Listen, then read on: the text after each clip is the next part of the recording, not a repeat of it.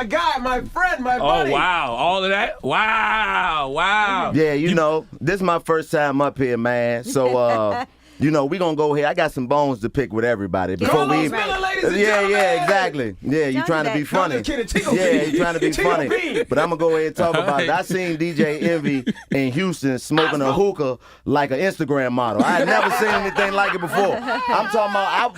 He must have thought he was invisible or something. He was smoking it and blowing the smoke out his nose and his mouth at the same time. He was rubbing his nipples. I'm like, man, he must be smoking ecstasy flavor. Like, what type of hookah is that? Then he gonna point the hookah at me like Nick Cannon on Drumline. I'm like, nah, I'm straight, Sam. You keep that. You remember them 5 gum commercials? Yeah. This is what it's like to chew 5 gum. This is what it's like to smoke ecstasy flavor. He was. I'm like, man, this he ain't man. Even change the filter. Nah, nothing. man, he was hitting that hard. I was like, Slim on drugs now. Angela, good morning, beautiful. Good morning. You the only person I know that got a new job and keep coming to the old one. Like, it don't make no sense. Like, when does the new job start? You keep coming back to the old one. I promise you, I would love to start my new job, but it started in January. In January, I know. Listen, Chico, I was honestly about to leave before you walked in. I know you were. On. Listen, Angela Leave, that's her new name. And Leonard, listen, man, let me ask you a question. Yes, sir. You up here every day on the biggest radio show in the world. Man. Yes. How come you never talk about the other show that I work for you on? Like, why don't you ever mention me on The Breakfast Club? Because you put me on some of the most, extravagant missions in the world. You had me in Queensbridge with 5 white men and camera equipment. Security ain't had no pistol. And the only other black man had on scrubs. You ain't say nothing about me. You could at least said Chico Bean made it out alive. You ain't say nothing. He's never mentioned you. Don't forget Brownville. You was in Brownville. He sent me to Brown. That ain't even the worst one. He sent me to Tennessee and had me asking the real Make America Great Again white people to give me their Confederate flags. Then he had 2 Nation of Islam brothers with me like it's a chapter in that part of Tennessee. It wouldn't have been nobody that could have made it to help me get up out of there, man. Y'all terrible. I should take over this whole show. I should take. Welcome Chico Bean. What camera? I'm on this camera right here. Yes. What's up, America? You are now tuned in to Power 105. This is the Brunch Brigade. That's right, the show formerly known as the Breakfast Club. I am your host, Chico Bean, with my co-host, Lynn the Skin, Angela Lee, and DJ Ecstasy Flavor. That's right, we got a special show coming up at 9:45. We got the Light Skin Love Letter segment where DJ Envy will be reading 3 love letters. You must guess which one was written by him. The 13th caller will get a personalized hookah, personalized by DJ Ecstasy Flavor himself. This is the Brunch Brigade. Wake up! That is a good segment because Envy does write love letters because Gia, his wife, she posts them sometimes. Oh, for real? Yeah. Well, see, look how brilliant I am. I done gave y'all another Since segment. we're talking about it, I don't believe sometimes that Envy really wrote them. I feel like she helps him. No, I write all my love letters. Even from She would high help school. him write a letter to her? I don't know because I can't see Envy like doing, like writing things nicely. I have 6 babies. Man, you know she think you dumb. You don't even know how to write, bro. Yeah, if you'd have seen him I didn't smoking know that the right way hookah, to you'd say have it. known he was capable of writing love letters. I'm talking about, I ain't never seen nobody smoke a hookah and rub their nipples at the same time. He was blowing the smoke through his teeth. I was like, yo, this dude is legendary. But that'd be a good segment. Is this the Read first your time Envy has actually acknowledged you?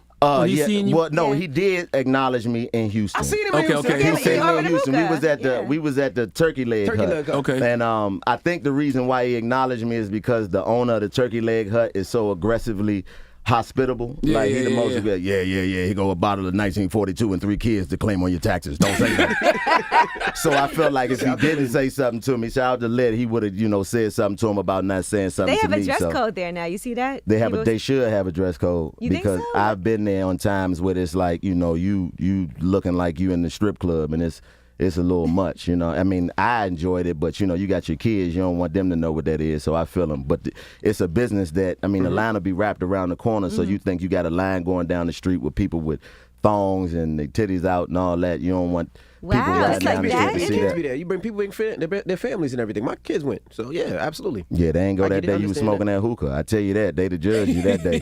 Oh, Turkey Lake Hut got hookah? Yeah. Well, we went in Turkey Lake Hut. Yeah. Okay. They got a hookah. I don't know if anybody else can get them, but they had one for Envy, the ecstasy flavor. Damn. So they got drinks and hookah at Turkey Yeah, they got Lake? drinks, hookah, Ecstasy flavor everything. hookah. I haven't been to Nasty. Houston in so long. It's a vibe. Yeah, it's dope, man. But you know, I'm happy to be up here with y'all. You man. It's doing my your first thing, time man. all the way. You in a movie, Dirty Third? Yeah. I shot that in Houston as well. So you know, it's a remake of the movie that they did back in the day, and you know, I was excited to do it because I love Houston as a city, man. It's a beautiful city, and they always show love down there. So I was excited about being in the movie. It's coming out in a couple weeks, I think. Okay. Yeah, not next week. You know what I mean? I think it's coming out then. What's the most fun about everything that you're doing right now, man? The most fun? Well, I would say the most fun is just being able to, you know, be happy with everything that's going on. You know, I done been through a lot. You know, I lost my mom last year to condolences. COVID. You know, so, you know, when you go through that type of trauma, you really have to, you know, kind of replace the hole that's filled when you lose your matriarch like that. And I realize that I find a lot of solace in just knowing that what I do brings other people so much joy. You know, and the response that I get. So it's just like being in New York. I love this city because when I came up here, I didn't have anything. I was just a nobody that was trying to make something of myself. So every time I come up here, I love the feeling that I get. Even though I've, you know, made a name for myself, I still get that same nostalgic feeling that I had when I wasn't anybody and I was trying to make it work. That's why I love New York so much. So it's just the feeling overall that I think is the best part. You one of them rare comedians, though, that literally takes your life and brings it to the stage or brings it to whatever you do. Because I remember when your mom passed and you was telling a story that sounded like it could have been a stand-up bit, but it was real life. Yeah, it's a true story. I mean, because that's the way I was raised, man. I have a unique upbringing, to say the least. I say my mother raised me in reverse because a lot of the coddling and everything that you see a woman give their child, especially somebody like me, my father got murdered when I was 2 years old, so it was just me and my mom. And she was not protective in any way. You know, she was, get out there. You got to learn how to be a man. And then once I became a man and she saw that I was functional and everything that she trained me to do, that's when she opened up to me and started letting me know all of the things that she kept to herself when I was young. So by the time she passed away, we was locked in. And I had no inhibition about talking about our relationship. Like I always say, like when she first passed away, I watched her pass away. I watched her die, held her hand, rubbed her back, and she passed away. And then I had to go home and tell my little brother that she was gone. And that next morning, I mean, we cried all night. And that next morning, we was looking at each other like, you know, we got to get the information to take to the funeral home. Which one of us gonna search the room? Because I know that dildo in there, and I don't want to find it. I don't want to find it, bro.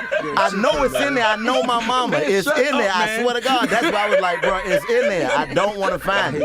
I don't want to be. I'm serious, bro. Listen, I don't want to be. Angela, don't you have the toys that you use in your room? Yeah. Every woman has them. My mama ain't no different. Was it the rose? I wasn't looking. My brother, you gotta ask him. I refuse to go in there. But you know, this is you know, it's just like I said. It's just a process. I miss her every day. You know what I mean? I you know, it's I'm a walking reflection of what she made me because she did it on her own. You know, it's hard for a woman to raise a man, and she always used to tell me, I can't teach you how to be no man. Some things you're gonna learn on your own, but I'm damn sure gonna teach you how not to be a bitch, and that's what she did. Tell him how you almost swung on the funeral director. Oh, listen, man. What the hell? Listen, man. Black businesses, salute to Gilly. You know, I seen him go through what he went through yesterday at the airport. You know what I mean? He the first rapper to ever check his own bag for the police. Put that out there, Gilly. You the first rapper to ever check your own bag. Soulja Boy ain't did that yet. So you the first. How many times has Gilly been stopped that he knew how to search his own bag? Yeah, he knew how to search his own bag. That right there is a skill set. You know what I mean? Wallow probably told him, like, bro, I've been in jail for 20 years. If they ever tell you to search your bag, go left, right, then up, down like a Chico. But I use the black funeral service, you know what I mean? Because my mother passed away from COVID. So, you know, when she was in the hospital, they had her something called prone, which was on one side of her body to try to open up her lungs. So I couldn't see the other side of her face. So everybody that I called didn't have any experience with dealing with COVID deaths. This one guy that I called, he had experience. He told me every answer to every question that I had before I can ask him. So I chose to use him, but he was in New Jersey. Now, my mother passed away in D.C. I'm born and raised in D.C., of course, so when he had to come get her body, they were giving him problems on the transfer. So he called me one night. She was probably had been dead a week now. She called me like, yo, man, they're giving me problems getting mom's body. Do you mind if I just sign your name and fax this paperwork over so I can get your mom's body? I said, no problem. Now, mind you, I done met him already. I done paid him for all the services. next day they called me like, yeah, Mr. Bean, we were going to release your mom's body, but the funeral director signed your name as Chico Bean. Man, stop, man. The nigga put Chico Bean on the paper. Was it Envy? Shut up. It might have been. No, Envy wouldn't have known what to put because he don't know who I am. But yeah, that's a true story. So it's like the process that I went through, it taught me a lot about just myself because I dealt with so much death. Death was one of the first things I had to learn how to deal with, and my father being murdered.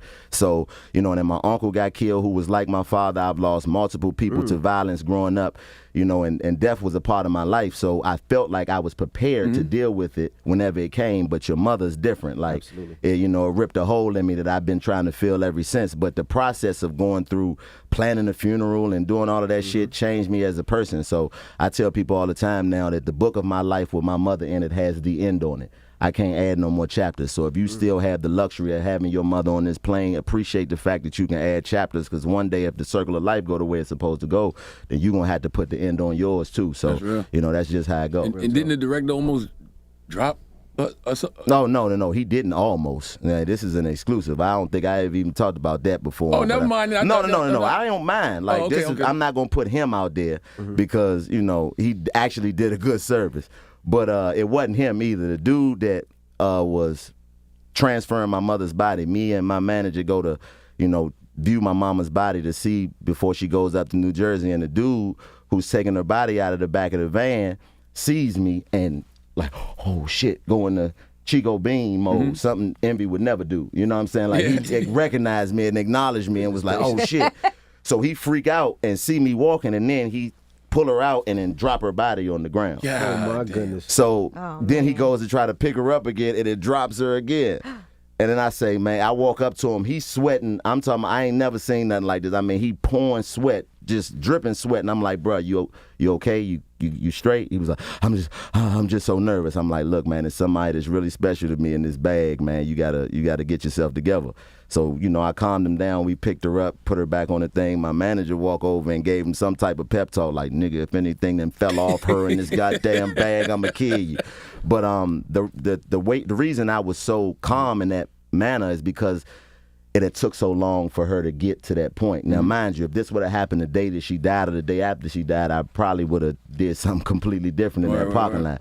But the fact that I had enough time to get myself together and figure out how I felt about her being gone. And by that time, I knew that was just the remains. It wasn't anything that I needed to be, he ain't punch my mama and drop her. This is her body. So I was able to keep myself calm. And it's just, you can use that as an example of, just learning grace and patience, because that was a level of patience that I would have never thought that I had before I had it. So, that's a true story, though. That happened. It was nice that your mom had a chance to see you be successful, too. That's the best part of it, man. Like, she had a chance and an opportunity to actually see me make it and be a part of my process because, like I said, she raised me by herself. My mother was getting up at 3 o'clock in the morning to go to work every day my whole life. So for her to be able to see her son make it, I know that she loved me to death. And that's the biggest part that I've been having to feel now is just knowing that matriarch is not here. That's the first time I've ever felt loneliness in my life is when I lost her. I don't give a fuck. Super proud of you. Hey man, listen, I don't give a fuck about what nobody think about me because of the way, this nigga, this is what this is. You know what I mean? Wait, did you? Now come on, Angela. Why you looking like that? No, I just don't know, why would you braid that? Why would I braid it? I thought she was about to say, why would you take your hat off? Oh no, I mean both of them. I think it's great that you are confident enough to do it. Yeah, because during the pandemic, I feel like that's when we really. That's when we kicked it off, and the reason why I did this is just to show people, man, fuck what people think about you. If it make you happy, do it. I'm proud of my side braids. I don't give a fuck what nobody say.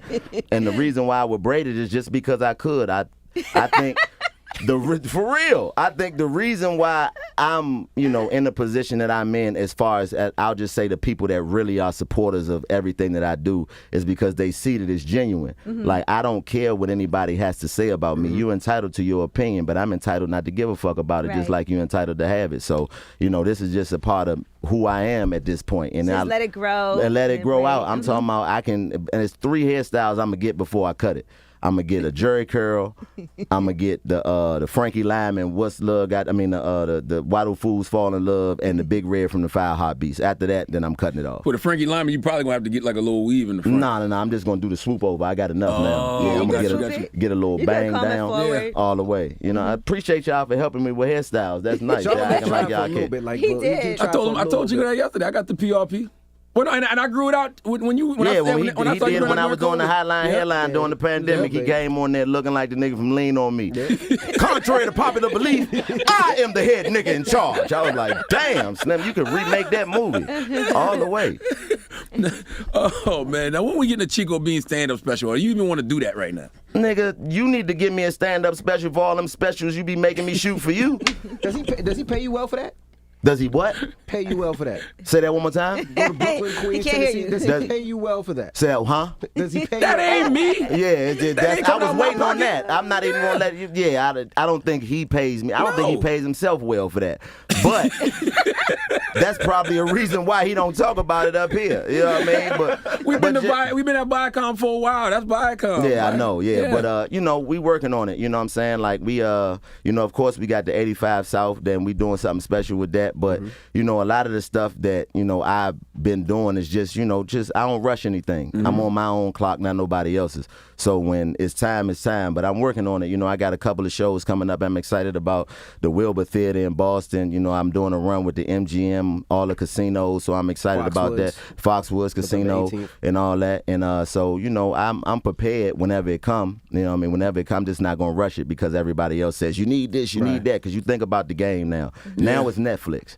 But 10 years ago, it was HBO. That's right. So we don't know where the game going to go. You just make sure you stay in it long enough to be able to move whichever way it moves. Shit, it feel like it's YouTube now, too. When you see what like Andrew Schultz doing and all of them. Yeah, it's all different types of platforms, you know. So the game is different. I tell people all the time. I remember when Ryan Davis was up here, he said I always used to call him stupid for living in L.A. And that was true. Because you don't have to do it the same way that you did it back in the Gap. That's like right. in the 90s, you had to be in LA or New York to get recognized. Now, all you have to do is just have a presence. And I started in North Carolina. You know, I started at the Greensboro Comedy Zone. And I told myself when I first started doing comedy that I'm going to make a presence felt where I live. And even if I go to LA, I'll always have something to go back to because I done built the following. So that's just the way you got to do it. To all the young people out here thinking about doing this as a living, making a living off entertainment, just make a following, build your following wherever you at, and they'll come to you now. You ain't got to go to where they are. But everything's so sensitive. Do you ever watch what you say now? Because the world is sensitive. It wasn't where it was 5 years ago or 10 years ago. Everything is so sensitive. Yeah, you got to be mindful of that because it's so easy to be offended now. We were just talking yesterday, like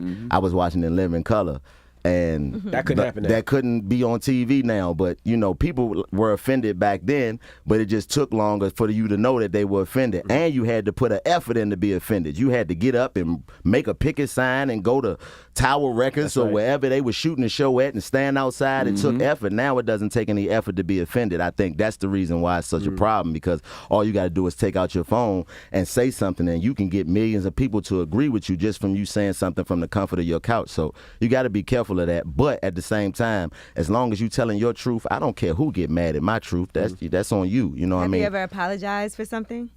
Like for offending anybody? He hasn't had to yet. God damn, Leonard, what the fuck? Why you just gonna put that on me? I ain't apologize. You need to apologize for a lot of the shit you done said. You done said Kanye West gonna kill himself. This man crazy. Yes, you did say that, bro. You said Kanye West is going to commit suicide. That's what you said. I said that he's moving like a man who feels like he's not gonna be here much longer. Which means that you've been around people who haven't been here much longer. They killed themselves. And you can recognize that behavior in people. Yeah, I recognize the manic episode, and manic episodes don't end well unless somebody intervenes. I don't care that you put that jargon on there. You know what you said. But you know, some comedians feel like it's a joke. If I start apologizing for things, that's a slippery slope, and then people will come at me, and I don't want to be apologizing for jokes that don't have ill intentions. Yeah, I mean, as long as, like you said, that it's not malicious. You know what I mean? One of the things that helps me is before I started doing comedy full time, I was a QP, a qualified professional, and what that is I work with people with substance abuse issues, you know, people on the autism spectrum, all different types of stuff. And one of the first rules of working with people that have disabilities is that they tell you they want to be treated normally. They don't want you to look at them like they're lesser than. They don't want you to look at them like something is wrong with them. And in that, I've seen just being around people like that, if they can laugh at themselves and they can, be okay with something that they have no control over, why can't you be okay with something you do have control over? You have control over what you allow to offend you. Words are words. As long as the actions behind the words aren't something that is going to cause you detriment, you should be able to take somebody saying anything that they say as long as it doesn't affect you directly. Now, mind you, we do live in a time where you have to be sensitive about what you say, but me personally, I don't get on stage to hurt people's feelings. I get on stage to tell my truth and make people laugh. So if you get offended by that, then it is what it is. I was giving some great advice. If you do a joke that don't offend somebody, then it's a horrible joke. So, you got to take that in. And you never know what people's triggers are. You don't know personally. Yeah, and you can't tell nobody what they can get offended by. Yeah. That's true. If you choose, you have the right to be offended by whatever you want to be offended by. But I just think that now that we live in a time where it's so easy to be offended, I think if you took away social media, it'd be a lot easier for you to say whatever it is you want to say, because people don't have the energy to really get up and go out and show that they really mean that they feel the way that they feel. So I just try to, I toe the line. I know it's certain things that you can't say. I mean, the 90s was different. You look at the 90s. The 90s was a different game. Like I said, I was watching In Living Color. I was watching some 60-minute interviews from the 90s, and it was like, ain't no way you can get away with this now.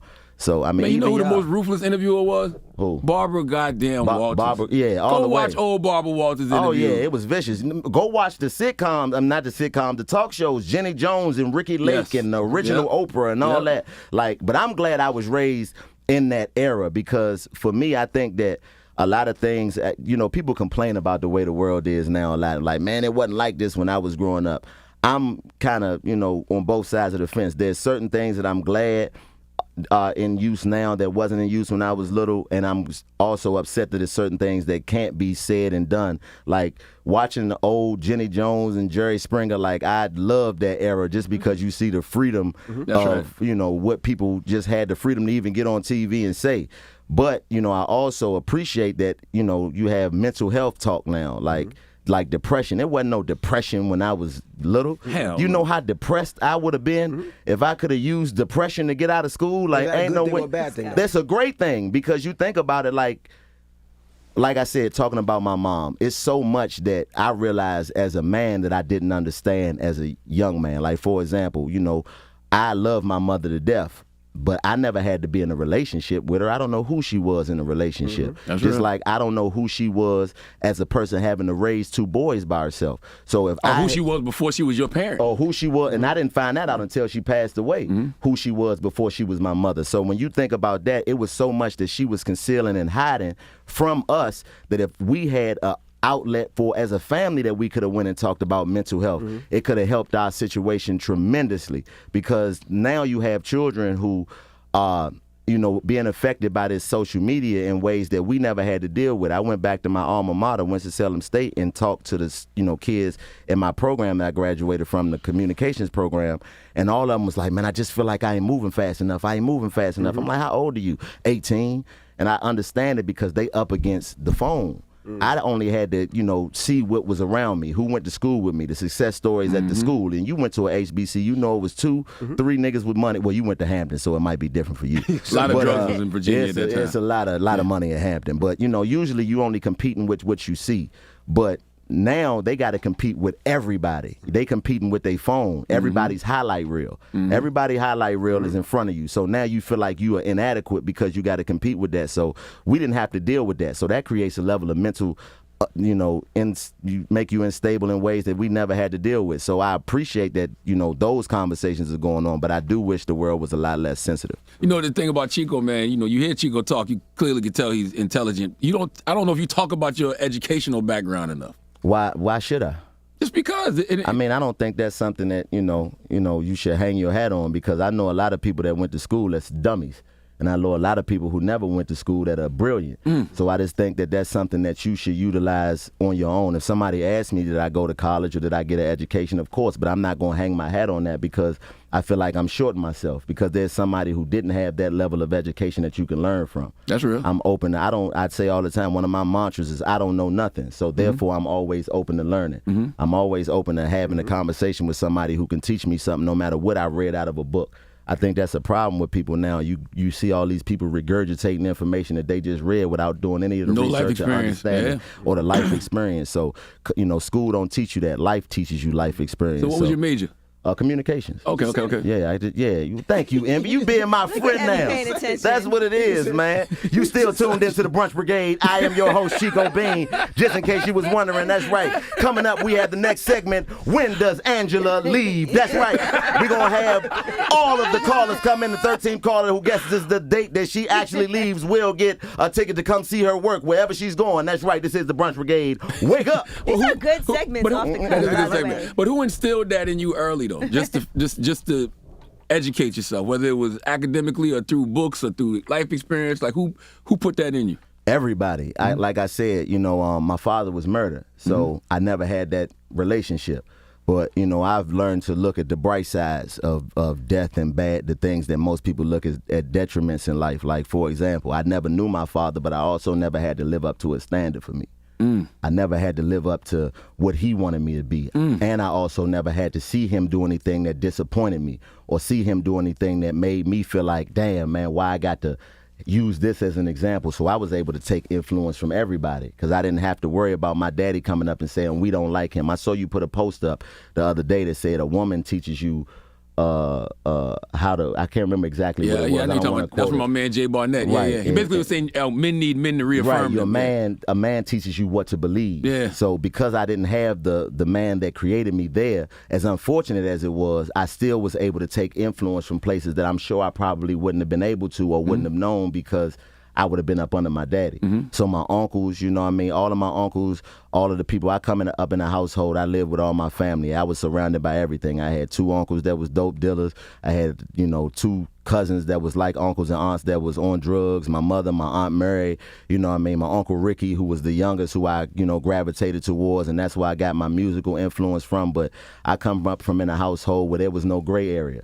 Like, I never got anything hidden from me. And I've always had responsibility in my life. There's never been a time where I didn't have responsibility. So you learn that. Like, I've learned to be okay with walking a road less traveled because I've always had to. When my friends was playing football and, outside riding bikes, I had to walk to the Safeway to get the groceries with a cart at 9, 10 years old. Wow. I got my first job when I was 9, working at Bluebird's Barbershop, brushing people off for dollars.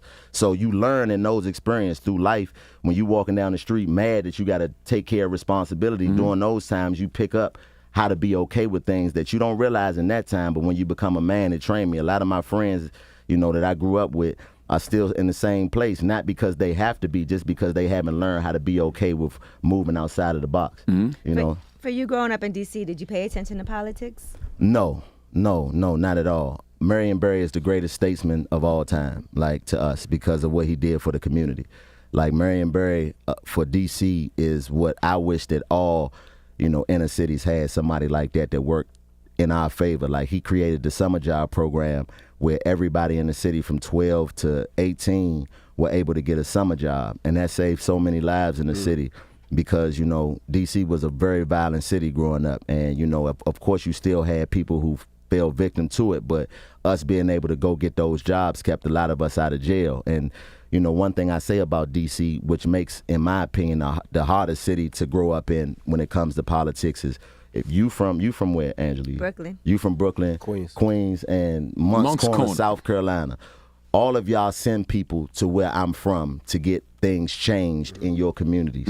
But these people that you send ride past us living in the conditions that you want changed every day and don't do nothing. So you got to understand that we come from the city where the capital is right here, then 2 blocks down, you got Sursum Quarters, one of the worst hoods in the world. And they ride past this place. They come get food in these communities, and they walk right past us and see us every day. So we don't have no reason to pay attention to politics because they don't pay attention to us, and we get to see them not pay attention to us. So D.C. is a different city, man, and I hate that, it's been gentrified the way that it has. Now I go home and it breaks my heart. The places that I grew up and frequented, Best Buys and Whole Foods and all that now. And there's nothing wrong with that with improving the community, but it is something wrong with improving the community when you know the people who were living there aren't going to be able to benefit from the improvement. That's real. That shit is horrible, man. So, salute to the whole D.C., man, the whole city, man. And everywhere I go, I wear it on my back because I know that, the city that I grew up in is being demolished, it's being wiped away, and the people that come from it are being scattered all around the world. So, we don't really pay attention to politics, to answer your question, though. I never really cared. Long as Marion Barry was the mayor, that's all we cared about. What made you plant your flag in North Carolina the way that you did? I went to college. Yeah. You know what I mean? DC Tag, DC Leap, which was a program that Bill Clinton put into place right before he left office that let DC students pay in-state tuition wherever they went. Oh, wow. Which really meant that DC paid the difference. So whatever the difference is between in-state and out-of-state tuition, they paid. So once they did that, an influx of us were able to go to school. Because without that, I wouldn't have been able to go to college. I didn't even know nothing about college. It wasn't until my Uncle Reggie got murdered in 2002 that I even started to pay attention to school because I wanted to be in the streets. You know what I mean? I've always been blessed to be good at whatever I did. And it's documented. I was always a hustler, like my whole life. I've been getting my own money since I was 9, and I was good at it. So that's all I wanted to do.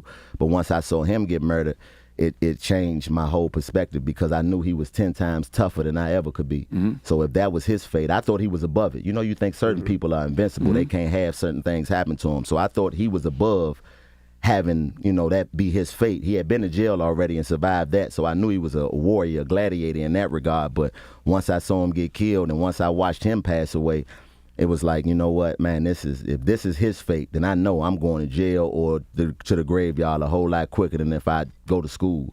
So I went on a college tour. I paid for me and my man to go on a college tour. We went to all the HBCUs from D.C. to Florida. Morgan, Howard, BCU, Virginia State, all of them, and all the way down to Florida A&M, and I went to the ones in North Carolina, and mind you, going to a HBCU, whenever they had fall break, the school be dead. So whichever ones was on fall break, I'm like, oh, this dead. Hampton was on fall break, A&T was on fall break.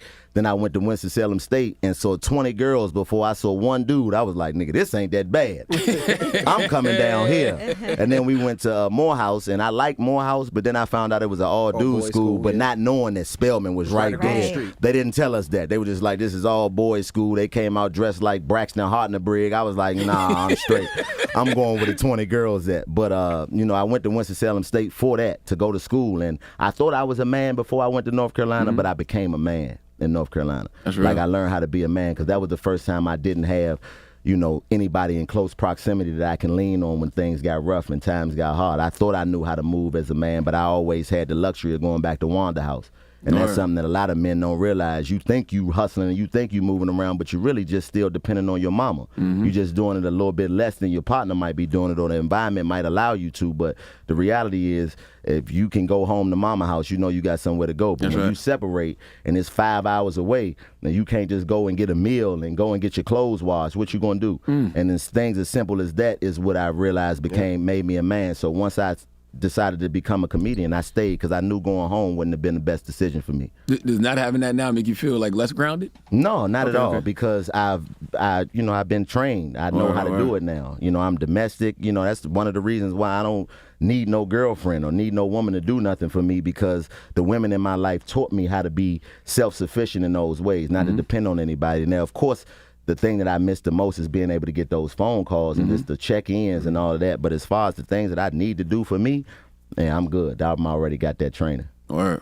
Oh, Chico Bean, your next Chico Bean. No. He just ended it. No. Every We not stat doing already that. mess with you. Y'all niggas not about to hit me with the alderman interview. Y'all not about to give me 20 minutes and then no. 40. No, this was the brunch brigade. That was the breakfast club. This the brunch 40 brigade. minutes, right? Yes. Yeah. No, it doesn't matter. Listen, coming up on the brunch brigade, that's right, we got another segment where Lynn the Skin will be giving his morning makeup ritual. That's right. morning makeup, all the things that he used, all the soaps, all the creams, all the lipsticks and chapsticks. And the winner will receive the personal package from Lynn the Skin. This is the Brunch Brigade. Wake up! I use Jones Road, by the way. Okay. See, there you go. All the way. Chico B. All the way. Chico B, give me your info, man. Your Hey, Instagrams man, and Twitters at and all Chico that. Bean everywhere. You know what I mean? Angela, I'm surprised, man. You ain't come with it. I appreciate you. I was about to. Go ahead. Ask me one. I'm going to go ahead and let you No, ask me because when you one. were talking about how you're self-sufficient, Right. We've had a conversation up here before. I did think there's a couple of things I wanted to jump in on. Lord. Go ahead. Nah, this is the Brunch Brigade, baby. Y'all Lord. working overtime every time I come up here. Go ahead, Angela. I got you. excuse myself. Where you going? can't. I gotta go to the doctor. You gotta You gotta hook go up to right now. doctor. Charlamagne was supposed to go with me. She about to ask you if you suck your own dick. You No, sure I you want to do wasn't. this? I was not going to ask that. I don't know where he came up Bruh, with that. just, no. You got to go to the doctor. Hold up. Just let her ask the question. I was going to ask you, how do you feel about when it comes to dating for a woman? Do you think women should be independent in a relationship Do I think women should be independent? while they're in a relationship? While they're in a relationship, You know, you mean just as an 50-50? independent human being, like I'm self-sufficient. I can handle all these things because a lot of people talk about how women are so independent now that it's hard for them to be in relationships because guys kind of want you to be a little dependent on them. I mean, I think independence is masked as being an adult. You're an adult, so it's certain things that you should do on your own. You That's shouldn't, I think a lot of women are looking for men to do the things for them that their father was supposed to. You know what I mean? And the unfortunate part is you can't be looking for somebody to be your daddy and not be obedient like a child would. So the independence that men are looking for, dependence rather, that men are looking for in women, they're looking for them to be in a sense of, like you seen the memes that people put out, daddy hand me the salt and then the boyfriend and the father reach. You know what I'm saying? I think it's that. Men want that level of being able to provide a woman with that. But at the same time, if you're not going to look at this man as somebody who can provide you with the level of protection, assurance, safety that your father would, then it's a waste of time. So your independence should come anyway as a woman, I think. So what do you think about the bills in a relationship? The bills? Yeah, like is it half Paying and the half, bill? or do you feel like you should be paying for, like what's your breakdown? I feel like you should do whatever it is you're capable of doing. Communication is key. It's the most important part of any relationship. So if you're comfortable with paying half the bills, then do that. But if it's a man, that's something that you want to do, make sure you in a position to be able I'm to do asking that. you, what you? Me? Yeah. Well, if I would never be in a relationship, so I don't have to worry about that. I don't never want to be married or be in a relationship. Or so. you don't never want to be in a relationship? No, not even live why with Not even a somebody? girlfriend? No, why would I do that? That is no. Look at my man over in the corner. You wish somebody would have Man. said that on the mic before. He from No. Ghana. He want 5 wives. Oh, good for you. Good for you. As long as you can afford them, you should be able to So have you them. don't want to live with anybody? No. I don't. Nuh-uh. Like I said, I get most of my, interaction and relationship, dependence from the environment that I come from rather. And I watched my mother go through my whole life, never finding a man to keep it real with her and tell her exactly what it was that was going on. So I'm out here just trying to be the nigga that my mother never had. I don't have no lies to tell you. I don't have no lies to tell you. I feel like if somebody would have gave Wanda the opportunity, she would have been a hell of a soldier for somebody who was worth it, and it would have made our life easier. So for me, I don't have no lies to tell you. You're not going to be the only woman that I ever. That's it. It's illogical to me to even allow a woman to think that if I love you and care about you, there's no way I would allow you to think that as a man that you are going to be the only woman that I want to deal What with. if she's okay with you dating other people? Well, that's cool, but the thing is, I'm going to be honest with you about that from the jump. My goal, my whole mantra is no victims, only volunteers. You'll never be a victim to no bullshit, only a volunteer to my truth. So you have a choice as to whether or not you want to deal with me or not, but you have to understand that you won't be the only woman that I deal with. Now, in fairness, That's an individual thing, though. You have a lot of men who say that and then be like, I do what I want, you do what I tell you. I'm also not that way. All right. And when it comes to women, I don't care what you do when I'm not around. As This long must as be a whatever- wildin' out thing. No, it's not. I ain't Nick having no Kennedy. bunch of kids. You know what I mean? But salute to Nick. Shit, that nigga can take care of him. He about to have a whole nother cast. I know that nigga. I know what he doing. That's exactly what he did. He trying to have a whole nother cast so he can fire us. I'm right. hip to you, That's Nick. right. That's right. But like I said, I'm not the type of person that's going to tell you I can do what I want, you do what I tell you. As long as whatever you do don't bring me no problems, I don't care what you do. My uncle told me a long time ago, if you don't wake up in the morning and wash your pussy, it don't belong to you. It's yours. You going to do what you want to do with it. As long as the nigga ain't mad when it's my turn, we straight. Do you take women on vacations and things Nah, like I don't that? do none of that. I don't do none of that. You spend the night? Yeah, depending on who it is. You know what I mean? And how safe I feel with my belongings being there when I'm asleep. Yeah, I spend the night. But the thing about me, like I said, it's about honesty. Women always say they want a man to keep it 100 with them until they run into one. Most of them have never had a man keep it 20 with them, so you have no idea what that other 80% entails that you think that you're looking for. The lies hurt so bad that you just think you want the opposite. But majority of the women that I have conversations with don't want a man to be honest with them. You want a man to fit into the character that you have in your mind, and you want him to play that out in front of the world. I don't operate like that. This is what it is. This is what it ain't. You down with it? Cool. You not? Cool. I like the way I explain it is like we all are professors of ourselves, and I'm the dean of Chico Bean University. When you've been to college, you've been around. When the first thing you've been around, lend the skin. The first thing that they teach you the first thing that you do when you come into a college, classroom is they give you the syllabus. And the first week of class is you going over the syllabus so you can make a decision as to whether or not this is a class you want to take or drop. Mm-hmm. That's how I operate with women. When you meet me, I'm handing you my syllabus. This is what it is with me. You have a choice as to whether or not you want to take this course or drop it. Would you say I love you? Have you said I love you? I love all the women I deal with. Hey, I ain't heard no shit like this since Kevin Samuels, I got it. No, it ain't. No, don't put me in that legacy. Don't put me. See, there you go. Now you want to say motherfuckers is going to die. You keep saying. I did not you say said that. Kanye West going to die. Now you going to put me in the Kevin Samuels so the women can say, that nigga. I'm not. I salute to Kevin Samuels, though. I don't, God rest his soul. But I'm not one of those people who's telling any woman what they need to do. Mm-hmm. I'm just telling you what I'm going to do. That's real. What you decide to do based upon that is your choice. I don't have no say-so in that. I just am going to tell you what I'm going to do and I'm not going to do. After that, it's on you. That's my man Chico Bean. Yeah, you nigga trying to go and get out. No, I like we the do. sweatsuit. You trying to get out of here. 85 South. You know Salute to Chad. Chad, send me a pack. Hey, Angela, whenever you leave, let me know so I can come do your new job. Oh, absolutely. Please. We got to get you on lip service. We would love that. Oh, yeah, I got to come do that, too. We did the live one. It got very serious. Yeah, yeah. Salute to my girl, man. We worked on the radio together down there. My girl, L'Oreal. That's my partner, but, ever since then, we'd have been locked in. But, yeah, I would love to come do it because, you get to asking the nasty questions and all that. Yeah, we didn't get to do that here. Hey, for real, I got to ask you before I go, though. This is going to be the last question. Matter of fact, it's coming up in the next segment on the Brunch Brigade. Make sure you stay